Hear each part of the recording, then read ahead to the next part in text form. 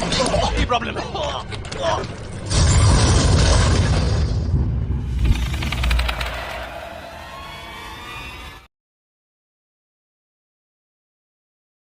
कहानी की शुरुआत में हम एक हैंडी नाम के आदमी को देखते हैं जो शिकार करके लाया होता है।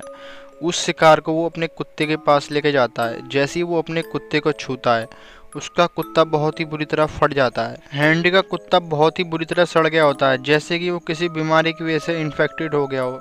और उस कुत्ते का ब्लड हैंडी के मुंह पे भी जाके गिरता है, जिस वजह से अब हैंडी भी इन्फेक्टेड है।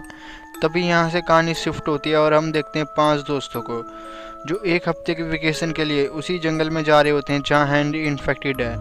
उन 5 का नाम हैरिन, बर्ट, पोल, मार्सी, जीव होता है। वो लोग वहाँ जाने से पहले एक बीच में एक शॉप पे रुकते हैं। उस शॉप के बाहर एक बच्चा बैठा होता है। पोल उस बच्चे से हाथ मिलाने के लिए जाता है, तभी पोल के हाथ में वो बच्चा बहुत ही बुरी तरह काट लेता है। पोल की चीख की आवाज़ सुन के उस शॉप का ऑनर आ जाता है, जो उस बच्चे का पिता भी होता है। वो अपने बच्चे पे काफ़ी ज़्यादा गुस्सा करता है पोल के हाथ पे काटने के लिए, लेकिन पोल उसे गुस्सा ना करने के लिए कहता है और अपने हाथ धोने के लिए चले जाता है। वहीं हम देखते हैं उन लोगों को जो शॉपिंग कर रहे होते हैं। उसी शॉप पर एक मेंबर होता है जो उसी शॉप पर काम करता है।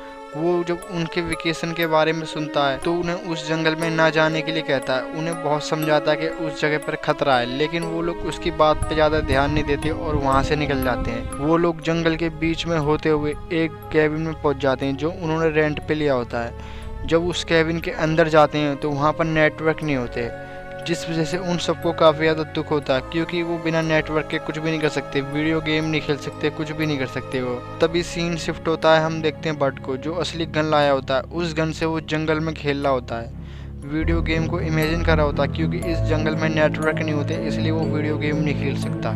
इसीलिए वो वीडियो गेम को इमेजिन कर रहा होता है। वीडियो गेम खेलते समय गलती से उससे गोली चल जाती है और वो गोली एक आदमी में जाके लगती है।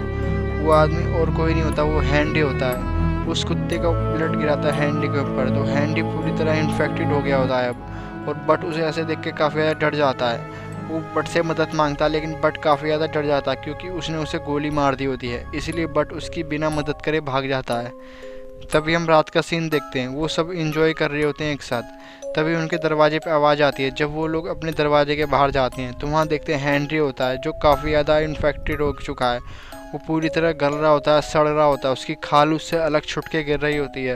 हैंनरी उन लोगों से मदद मांगता है। तभी हैंनरी की नज़र बट पे पड़ती है। वो सबको बताने वाला होता है बट ने उसे गोली मारी है, लेकिन बट उसे बाहर निकाल देता है और अपने दोस्तों को समझाने लगता है ये इन्फेक्टेड है, इसे हमें भी इन्फेक्टेड कर देगा। लेकिन उसके दोस्त उसकी बात नहीं सुनते, उस पर काफ़ी ज़्यादा गुस्सा करते हैं। बट से उसकी मदद करने के लिए कहते हैं, लेकिन बट को डर होता है कहीं इन सबको बता ना दे बट ने उसे गोली मारी है। तभी उन्हें अपनी गाड़ी की आवाज़ आती है।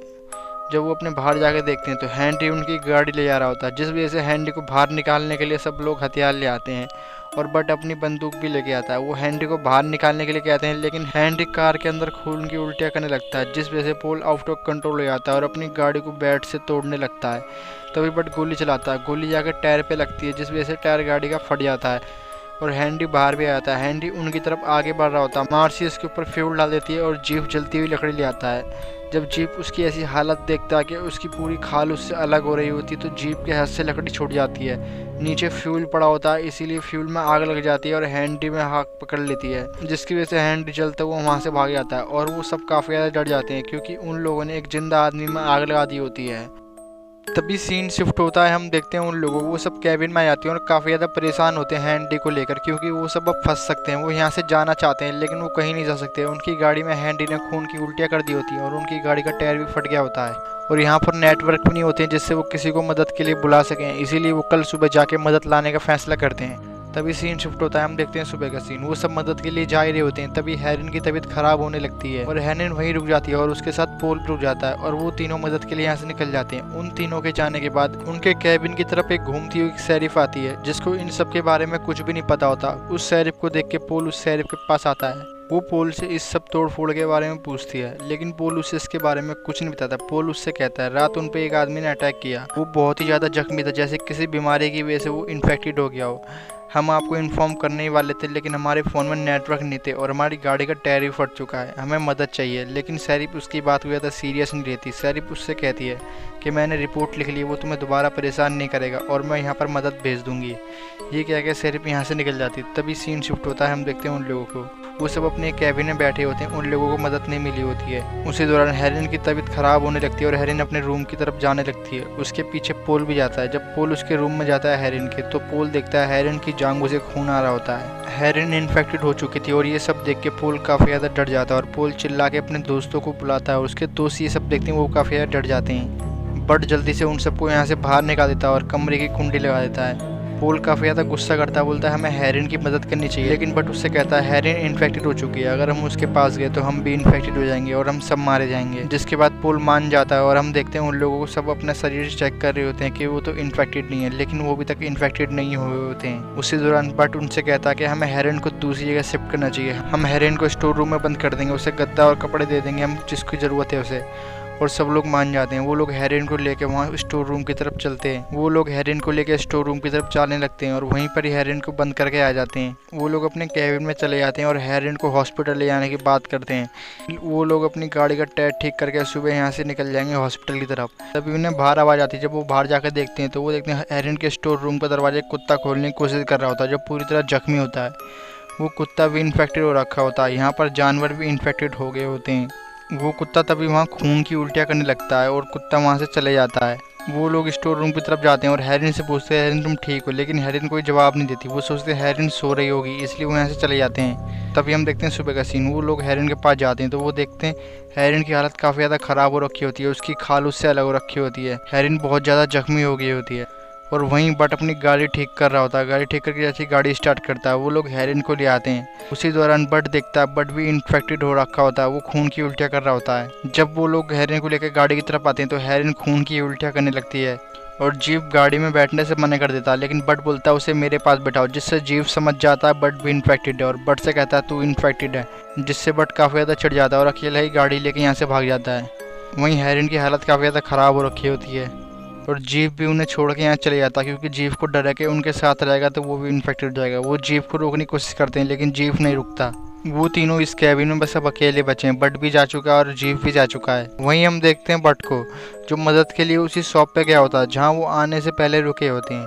वहाँ वही शॉप का ऑनर होता है। बट उससे मदद मांगता है। वो बट से दूर रहने के लिए कहता है और बोलता है मैं डॉक्टर को बुला देता हूँ, यहीं रहना। अभी वही बच्चा जिसने पोल के हाथ में काटा था वो बट की तरफ आता है और बट के हाथ में काट लेता है। बट काफी तेज चिल्लाता है। बट की चिल्लाने की आवाज सुन के उस बच्चे का पिता आ जाता है। वो देखता है उसके बच्चे ने बट को काट लिया है। उसे पता है बट इन्फेक्टेड है। वो ये सब पहले से ही जानता था, इसीलिए उसके एक आदमी ने उन्हें वहाँ जाने से मना भी किया था, लेकिन वो उसकी बात को नहीं सुनते, फिर भी वहाँ जाते हैं वो लोग। अब उसके बेटे ने बट को काट लिया है, इसलिए उसका बेटा भी इन्फेक्टेड है। बट पे काफी ज्यादा गुस्सा करता है। बट उसे समझाने की कोशिश करता है, तभी बट खून की उल्टियाँ करने लगता है। जिसके बाद वो शॉप का ऑनर अपने एक साथी से बंदूक मंगाता है बट को मारने के लिए। वो बट को मारने ही वाला होता है, लेकिन बट गाड़ी लेके यहाँ से भाग जाता है। लेकिन गाड़ी में खून की उल्टियाँ कर रहा था बट। वो लोग बट का पीछा करने लगते हैं। बट काफी तेज गाड़ी चलाता है, लेकिन वो उसका पीछा नहीं छोड़ते। बट को पता चल जाता है ये उसका पीछा नहीं छोड़ेंगे, इसीलिए बट साइड में गाड़ी रोक के जंगल की तरफ चले जाता है। वहीं हम देखते हैं मार्सी को, जो नहा रही होती है। मार्सी भी अब इन्फेक्टेड हो चुकी है। उसकी खाल उससे अलग हो रही होती है, उसका मांस टूट के गिर रहा होता है, जिससे उसको काफी ज्यादा तकलीफ होती है। वो काफी ज्यादा चिल्लाती है, चीखती है। वहीं हम पोल को देखते हैं, जो नदी के किनारे खड़ा होता है। तभी पोल को नदी में कोई एक आदमी खींच लेता है।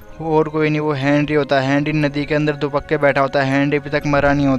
हेनरी और पोल में लड़ाई होती है, लेकिन पोल उसे पानी में डुबो के मार देता है, जिससे पोल को पता चलता है ये बीमारी कैसे फैली है। दरअसल जब उन लोगों ने आग लगाई थी हेनरी में, तो हेनरी नदी की तरफ भागा था और नदी में जाके छिपक गया था।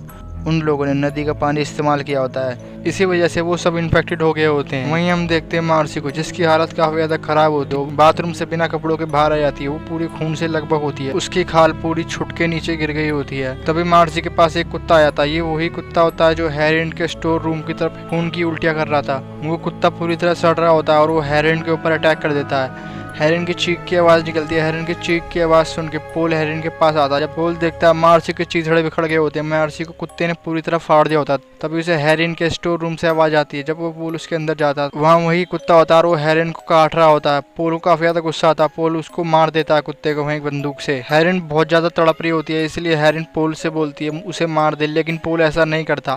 हैरिन उससे बहुत ज़्यादा रिक्वेस्ट करती है, इसलिए पोल मान जाता है और पोल उसे गोली से मारता है, लेकिन बंदूक की गोली नहीं निकलती है।